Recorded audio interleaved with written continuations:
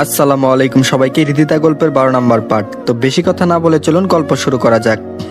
হৃদিতা কি তাহলে কাকিমার কাছে সব বলে ফেলেছে? এর জন্য হয়তো কাকিমা রেগে আছে। দরজার বাইরে এসব ভাবতে ভাবতে কাকিমা রেগে বলল, এখন তোর আসার সময় হলো? বিয়েটা কি তোর ছিল নাকি অন্য কারো? সকালে যে কাউকে কিছু না বলে চলে গেলি, আর কোথায় গিয়েছিস সেটা কাউকে বলে গেছিস? এখন প্রায় দিনই শেষ, বাড়ি ভর্তি মেহমান, আমি একা তাদেরকে সামলাতে যে কতটা টাফ হয়ে দাঁড়িয়েছিল সেটা আমি নিজেই বুঝতে পারছি। হৃদিতা বলল, মা থাক, ওকে বকা দিয়েন না। কাকিমা বলল, দিন দিন তার জ্ঞান বুদ্ধি উন্নতি হবার থেকে অবনতি হচ্ছে বেশি। বৌমাকে নিয়ে খেতে বস, মেয়েটা তোর জন্য সকাল থেকে না খাইয়ে বসে আছে। আমি বললাম, আমার জন্য সে না খাইয়ে বসে থাকবে কেন? কাকিমা বলল, কেন না খাইয়ে বসে থাকবে সেটা বৌমাকে জিজ্ঞেস কর। কাকিমা এই বলে রুমে চলে গেল। আমি বললাম, শুধু শুধু নিজেকে কষ্ট দিচ্ছ।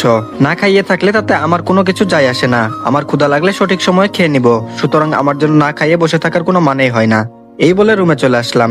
কিছুক্ষণ পর হৃদিতা আমার রুমে এসে বলল, আজ এমনটা না করলেও পারতেন। আমি নিশ্চুপ হয়ে বসে রইলাম। হৃদিতা আবার বলল, আব্বু আম্মু আসছিল তোমার সঙ্গে দেখা করতে। তোমার ফোনে অনেকবার কল মেসেজ দিয়েছিলাম, কিন্তু তার কোনো রেসপন্স পাইনি। এদিকে আব্বু আম্মুকে একের পর এক মিথ্যা কথা বলেই যাচ্ছিলাম যে তুমি খুব শীঘ্রই চলে আসবে, কিন্তু তুমি তো আমার ফোনটাও রিসিভ করোনি। আসবে তো দূরের বিষয়। আমি বললাম, তোমার বাবা মার সঙ্গে কথা বলার কোনো ইচ্ছে আমার ছিল না, এর জন্য ফোনটা ইচ্ছে করে ধরে নিয়ে এবার নিশ্চয়ই বুঝতে পেরেছো। হৃদিতা বলল, তুমি হয়তো ভুলে যাচ্ছ, তারা আমার শুধু বাবা মা না, তোমার শ্বশুর শাশুড়িও। অ্যাটলিস্ট তাদেরকে কিছু বুঝতে দিও না প্লিজ। আমি চুপ করে আবারও দাঁড়িয়ে রইলাম। এভাবে হৃদিতার কথাই নিশ্চুপ থাকতাম। অনেকবারই আমার কাছে আসার চেষ্টা করেছে, কিন্তু প্রতিনিয়ত তাকে দূরে সরিয়ে দিয়েছি। সারাদিন অফিস থেকে বাড়িতে ফিরতাম অনেক রাত করে, সেটা অবশ্য নিজ ইচ্ছায় দেরিতে ফিরতাম। কাকিমা তানিশা তারা ঘুমিয়ে পড়লেও হৃদিতা ঠিক জেগে অপেক্ষা করতো কখন বাড়িতে ফিরবো। এভাবেই কেটে গেল 2 মাস। এখনো হৃদিতাকে স্ত্রীর মর্যাদা দেয়নি। একদিন রাতে অফিসের কাজ সেরে বাসায় ফিরছি, হঠাৎ লিজান ফোন দিয়ে বলল, দোস্ত যেখানে থাকিস না কেন আমাদের বাসায় চলে আয়, পার্টি আছে। আমি বললাম, কিসের পার্টি? লিজান বলল, হারামি, কিছুদিন আগে বললাম না আমার জন্মদিনের উপলক্ষে আয়োজন করব এবং আমরা সব ফ্রেন্ডরা এক হব। এখন সবাই চলে আসছে, শুধুমাত্র তুই আর সিয়াম এখানে উপস্থিত নেই। আমি বললাম, দোস্ত না গেলে হয় না? আমি এইমাত্র অফিস থেকে বাড়ির উদ্দেশ্যে রওনা দিচ্ছি। লিজান বলল, তুই না আসলে কেমনে কি হবে বল? তাছাড়া সব ফ্রেন্ডরা যখন আমরা এক হতে পেরেছি, এর মধ্যে তুই যদি না থাকিস তাহলে সবাই তোকে মিস করবে দোস্ত। প্লিজ একটু সমস্যা হলেও চলে আয়। আমি বললাম, ঠিক আছে আমি আসছি। তারপর বাড়ি যাওয়া বাদ দিয়ে লিজানের ওখানে চলে আসলাম। ইতিমধ্যে হৃদিতা 5 বার মিস কলের নোটিফিকেশন আসছে। ফোনের দিকে একবার তাকিয়ে পকেটে রেখে দিলাম।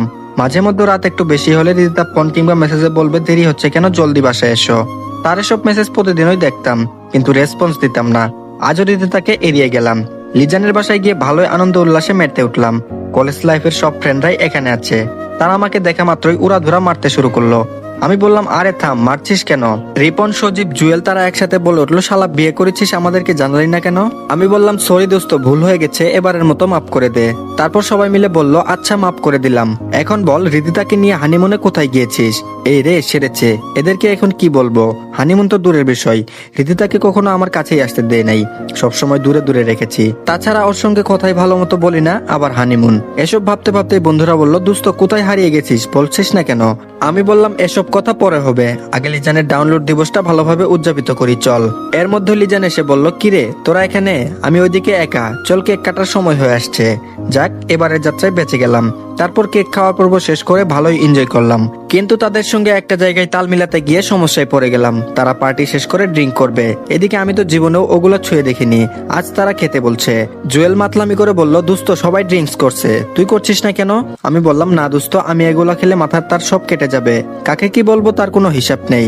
দোস্ত তুই খাচ্ছিস খা, আমাকে এর মধ্যে নিস না। জুয়েল বলল, আরে এত চাপ নিচ্ছিস কেন, এবার খেয়ে দেখ। তারপর বোতলটা আমার হাতে দিল। আমি বললাম, না দোস্ত, আমি খেতে পারবো না। জোর করে খাইয়ে দিয়ে বলল, আরে বেটা একদিন খা, একদিন খেলে তেমন কিছু হবে না। তাছাড়া তোর মতো তো আমরাও নতুন, কই আমরাও তো খাচ্ছি, নিয়ে এবার খেয়ে ফেল।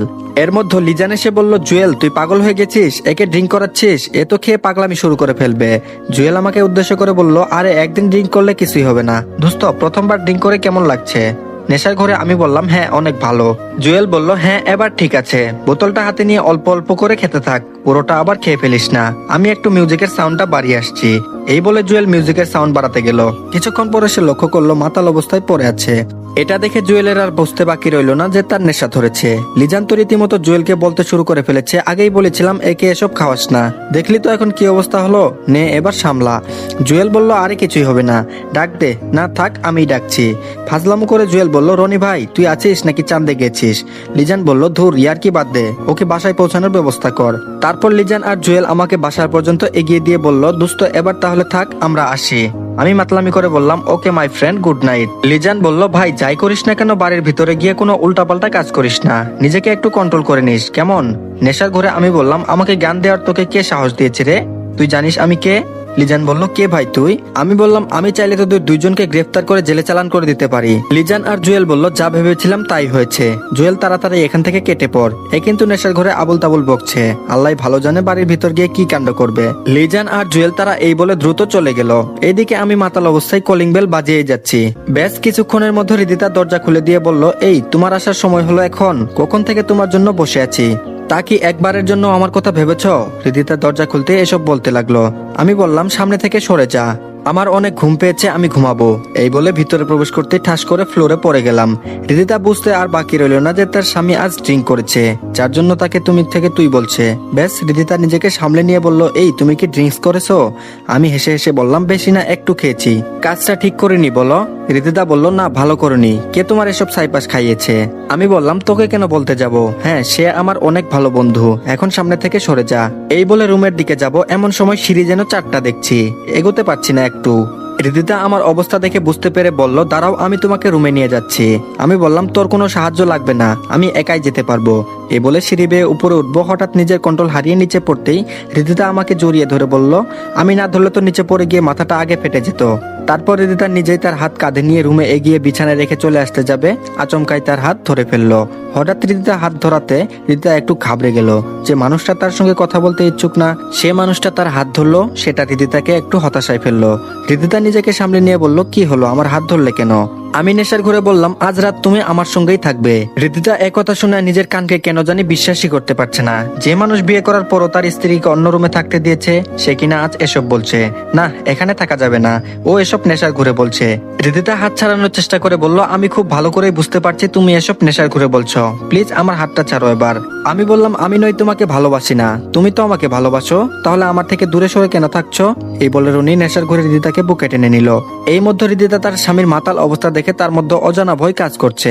বেশ কান্না করে বলে উঠলো আমাকে যেতে দাও প্লিজ। আমি বললাম না, যেতে দিব না, আজকে তোমাকে অনেক ভালোবাসবো। এই বলে রিদিতার গলায় নাক ডুবিয়ে দিল।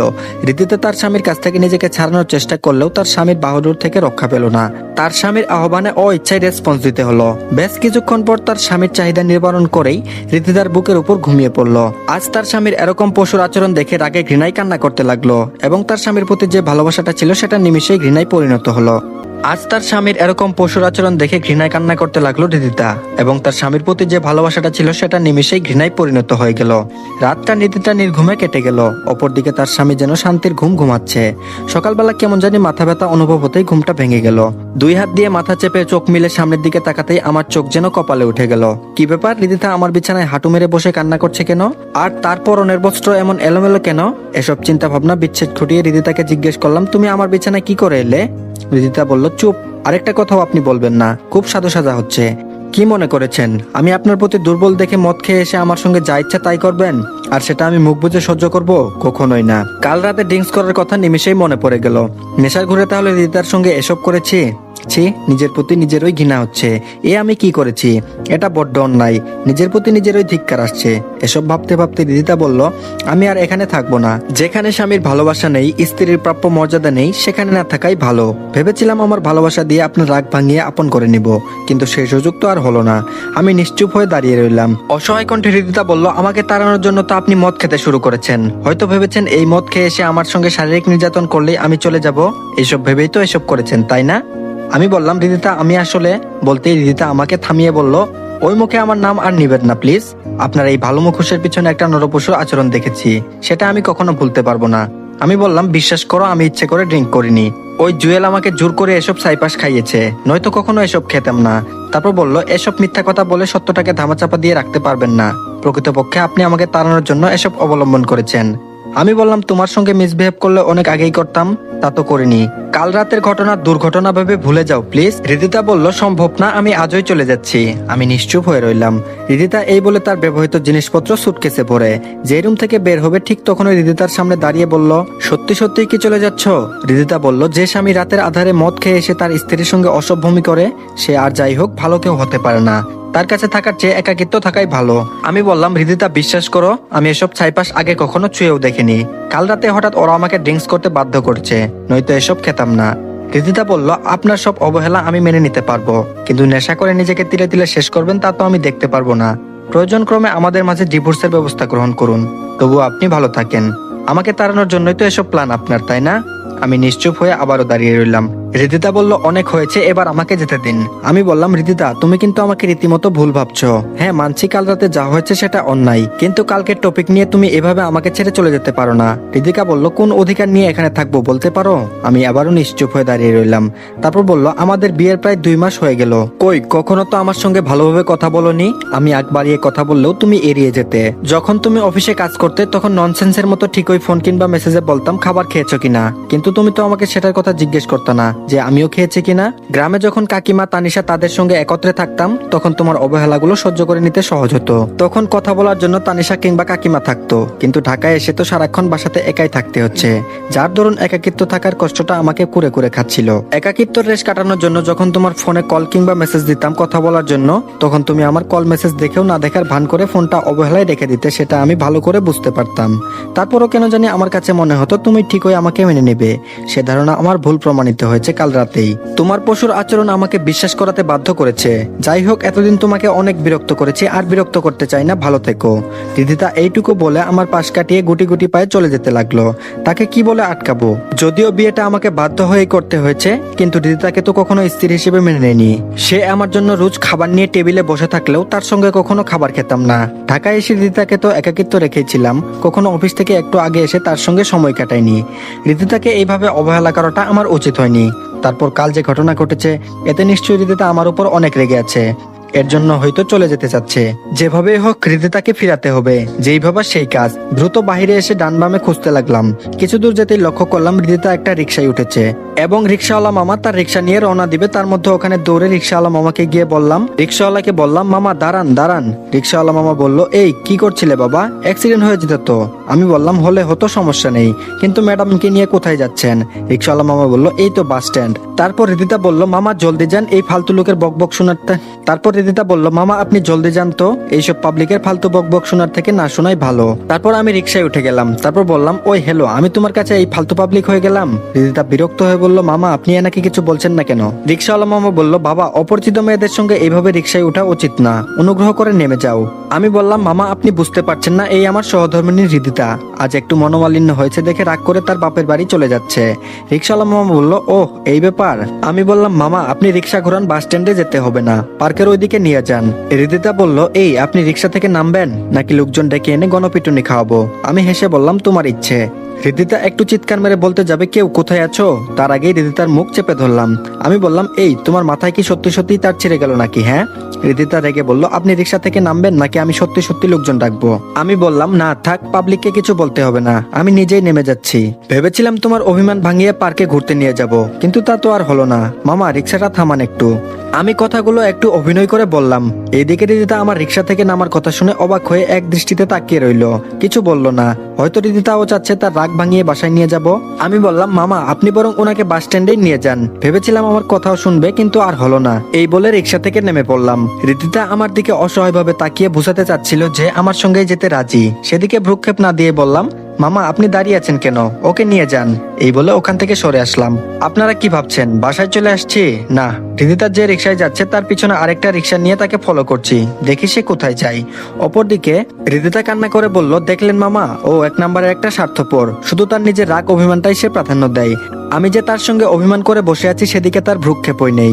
রিক্সাওয়ালা মামা বলল, দেখো মা, স্বামী স্ত্রীর মাঝে এসব মান অভিমান ভুল বুঝাবুঝি হয়েই থাকে, এই বলে কি চলে যেতে হয়? আমি বলি কি, তুমি বরং বাসায় ফিরে যাও। হৃদিতা কান্না করে করে বলল, ওই বাসায় আমি আর যাবই না, আপনি আমাকে বাস স্ট্যান্ড পর্যন্ত নিয়ে যান। রিক্সাওয়ালা মামা বলল, আচ্ছা ঠিক আছে।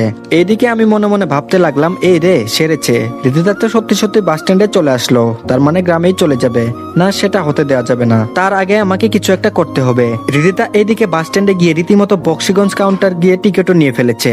ব্যাস রিদিতার আগে রনি সে বাসে উঠে পড়লো রিদিতাকে সারপ্রাইজ দিবে বলে। কিছুক্ষণ পর রিদিতা বাসে উঠলো, ডানে বামে তাকিয়ে তার সিট খোঁজার চেষ্টা করলো এবং পেয়েও গেল। রিদিতা তার মতো সিটে গিয়ে বসলো এবং চোখের জল মুছতে লাগলো। এইদিকে বাসে থাকা এক ঝালমুড়িওয়ালার কাছ থেকে মিনি দোকানটা নিয়ে রনি রিদিতার কাছে গিয়ে বলল, ম্যাডাম ঝালমুড়ি খাবেন? হঠাৎ রনির কণ্ঠ শুনে রিদিতা অপর দিকে তাকিয়ে রনিকে ঝালমুড়িওয়ালা অবস্থায় দেখে তার নিজের হাসিটা আর চেপে রাখতে পারলো না। কান্নামাখা হাসি নিয়ে বলল, তুমি এখানে কেন? রনি বলল, আমার বউটাকে ফিরিয়ে নিয়ে যেতে এসেছি। রিদিতা বলল, তখন ফিরালে না কেন? আমি বললাম, দেখতেছিলাম তুমি কি আমাকে সত্যিই ছেড়ে যাও নাকি সব রাগ অভিমান ভুলে আমার কাছে ফিরে আসো, সেটাই আমি দেখতেছিলাম। রিদিতা বলল, তো কি দেখলে? আমি বললাম, দেখলাম আমার স্ত্রী তার নিজের রাগ অভিমানের প্রতি অটুট। সে তার স্বামীকে ছেড়ে সত্যি সত্যিই চলে যাচ্ছে, তাই তো তাকে ফিরিয়ে নিতে চলে আসলাম। রিদিতা বলল, সরি, আর সম্ভব না, অনেক দেরি করে ফেলেছ। আমি বললাম, আমি কথা দিচ্ছি এখন থেকে তোমাকে আর অবহেলা করব না, আর কষ্টও দিব না, সবসময় ভালোবাসবো, তোমাকে যথেষ্ট সময়ও দিব, কোনোভাবেই তোমাকে এড়িয়ে চলবো না। প্লিজ তবুও আমার সঙ্গে বাসায় চলো। রিদিতা নিশ্চুপ মেরে বসে রইলো। তারপর আমি আবার বললাম, রিদিতা চুপ করে থেকো না, বাস কিন্তু এখনই ছেড়ে দেবে, আর দেরি করো না, আমার সঙ্গে বাসায় চলো প্লিজ। রিদিতা বলল, না যাব না। আমি বললাম, এই বাস ভর্তি লোকজনের সামনে কোনো সিন ক্রিয়েট করো না, প্লিজ বাসায় চলো। রিদিতা তার স্বামীর এরকম অনুরোধে তার রাগ অভিমান নিমিশেই পানি হয়ে গেল।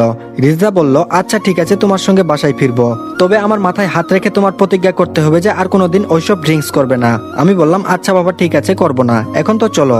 রিদিতা বলল, আচ্ছা ঠিক আছে চলো। বাস থেকে নামার পর রিদিতা বলল, তোমার জন্য শুধু শুধু 500 টাকা জরিমানা খেতে হলো। আমি বললাম, কোথায় জরিমানা খেলে? রিদিতা বলল, এই বাসের টিকিট কেটেও যেতে পারলাম না, মাঝখান থেকে টাকাটা উধাও হয়ে গেল। আমি বললাম, তোমার তো শুধু টাকা চলে গেল, আর আমার কাছ থেকে যে বউ চলে যাচ্ছিল, সে একবার চলে গেলে তাকে কোথায় খুঁজে পেতাম? রিদিতা হেসে হেসে বলল, আরেকটা বিয়ে করে নিতে, তাহলে ঝামেলা চুকে যেত। আমি বললাম, হ্যাঁ আমিও সেটাই ভাবছি, আরেকটা বিয়ে করলে মন্দ হয় না। বেশ, কথা শুনে রিদিতা রেগে গলা চেপে ধরে বলে উঠলো, আমাকে অবহেলা করবি তো মেনে নেব, কিন্তু আরেকটা বিয়ে করার কথা মুখে নিবি না, গলা চেপে মেরে ফেলবো একদম। আমি বললাম, আরে আরে কি করছো, ছাড়ো আমাকে, পাঠক ভাইয়েরা তো দেখছে। রিদিতা বলল, দেখলে দেখুক, তাতে আমার কি। আর এরই মাঝে সমাপ্ত হয়ে গেল আমাদের রিদিতা গল্পটি। তো গল্পটি পরে আপনাদের কাছে কেমন লেগেছে সবাই জানাবেন, আর অবশ্যই কমেন্ট করে জানাবেন সিজন 2 চান কিনা। তো ধন্যবাদ সবাইকে, সবাই ভালো থাকবেন।